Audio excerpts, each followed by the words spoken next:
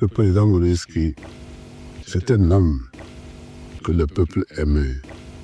Il a été élu le 5 mai 1963 au suffrage universel, en même temps que son vice-président Miyechi. Le peuple lui a confié un mandat de 5 ans. Mais l'autre, le vice-président Miyechi, voulait renverser le président de la République. Et moi-même, avec un certain nombre d'officiers, nous sommes intervenus auprès de M. Antoine Miyechi en lui disant « Chacun a son rôle. Le peuple s'est prononcé. Le président Grunitzky est président. Il a son rôle. Vous êtes, n'est-ce pas, vice-président. Vous avez le vôtre. Donc il faut le servir loyalement. Jouer votre rôle, n'est pas essayer de le renverser. Personne ne sera d'accord avec vous. Mais il voulait absolument un coup de force. Vous savez, on dit souvent que celui qui a la diarrhée n'a pas peur de l'obscurité. Bon, donc, quand l'opposition a vu que le vice-président était avide de pouvoir, ils l'ont trompé. Ils sont partis le voir en disant « Non, si c'est toi qui étais notre président, nous devons, n'est-ce pas, vous suivre. » Mais, parce que le président Grunitzky, nous ne voulons pas de lui parce qu'il est citoyen français.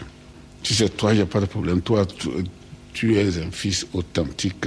Nous allons, n'est-ce pas, vous suivre. Eh bien, il a accepté, comme il ne voulait que ça. Chez nous, il y a un proverbe qui dit que s'il n'y a pas un traître dans le foyer, le sorcier du dehors ne peut jamais vous atteindre. Donc l'opposition a passé par Miyechi, qui était considéré comme le traître de Grunitzky. L'opposition, n'est-ce pas, s'est mise à l'œuvre pour travailler activement pour renverser Grunitzky en passant par Miyechi. Avec Miyechi. Miyechi, lui, croyait que l'opposition était sincère pour le soutenir au pouvoir, mais c'était pour le tromper seulement. Bon. Et de temps en temps, l'opposition envoyait, ils avaient leur état-major général à part, que Miyechi n'avait pas l'accès.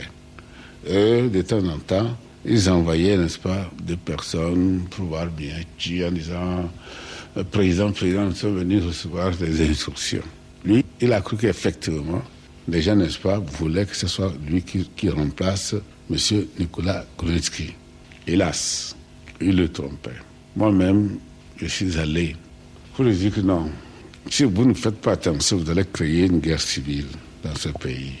Donc, il faut absolument rester, n'est-ce pas, dans la ligne que le peuple vous a tracée, avec le président Grunitzky, jusqu'à 5 ans. Après 5 ans, si vous voulez le pouvoir, présentez-vous comme candidat à la présidence. Mais actuellement, ce que vous êtes en train de faire, vous risquez, n'est-ce pas, de créer une guerre civile. Mais j'ai exigé à ce que Mme Miyechi soit présente. Quand j'ai fini, il m'a dit tout simplement « Je vous ai attendu, je vous remercie ». Et j'attendais que madame, sa femme dise mot, rien. Bon, Miyechi a commencé à travailler avec l'opposition. Miyechi voulait absolument obtenir une crise. Il a passé par un certain nombre de ministres. 2 ministres précisément avaient démissionné du gouvernement de Nicolas Grunitzky pour ouvrir une crise. Parce que lui, étant élu, n'est-ce pas, sur la même liste constitutionnelle que le président Grunitzky, donc il ne peut pas se retirer. Ces 2 ministres avaient effectivement rendu leur démission. Le président Grunitzky m'a appelé, il me dit que voilà, il y a 2 ministres qui ont donné leur démission. Et lui, il a précipité les événements. Comme il n'avait pas son vice-président, qui depuis là a pris ses distances. Qu'est-ce qu'il a fait? Il a convoqué un conseil ministériel extraordinaire où il a démis tout le monde par décret présidentiel. Il a dissous le gouvernement en vue de réformer, n'est-ce pas, un autre gouvernement. L'opposition a profité de ce vide à élire, puisqu'ils savaient qu'ils ne vont pas le pouvoir, mais qui sera président. Donc ils ont organisé, n'est-ce pas, entre eux les cadres d'opposition pour désigner, n'est-ce pas, celui qui va remplacer Nicolas Grunitzky lorsqu'ils vont prendre des forces au pouvoir. Et c'est le chancelier, le grand chancelier, M. Gaston Mouviador, qui a été élu. Lundi 21 novembre 1906, eh bien, Mouviador est monté au micro, il a pris le pouvoir. C'est cette proclamation de prise de pouvoir qui a réveillé, n'est-ce pas, les Togolais. 2ATG. Ensemble, Écrivons l'histoire audiovisuelle du Togo.